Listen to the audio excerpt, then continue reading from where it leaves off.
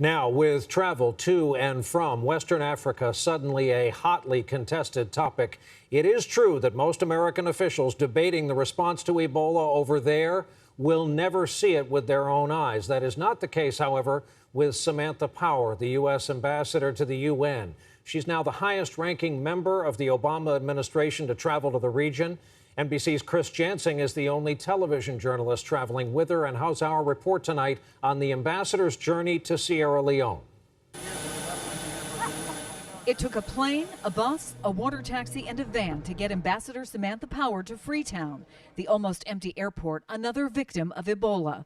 To beat the disease, more foreigners will need to come here to help, but restrictions in the U.S. have made some people nervous about coming. The last thing we want is to stigmatize people who are doing God's work here. Power is trying to get a handle on just how many healthcare workers they'd lose here if there are mandatory quarantines.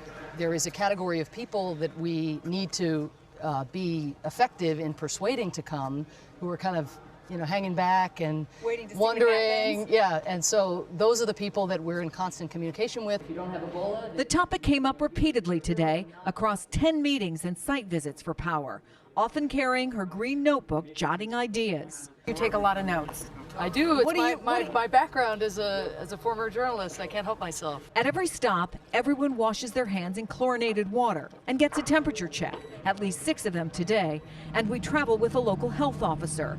What Power isn't doing is coming in contact with any Ebola patients to avoid the risk of infection. And she'll follow whatever quarantine rules are in place when she gets back to New York. But it's just that uncertainty that has Americans who work here now unsettled. Thanksgiving and Christmas is going to be tough here because we have people that do want to go home, and they're going to feel not welcome in our own country.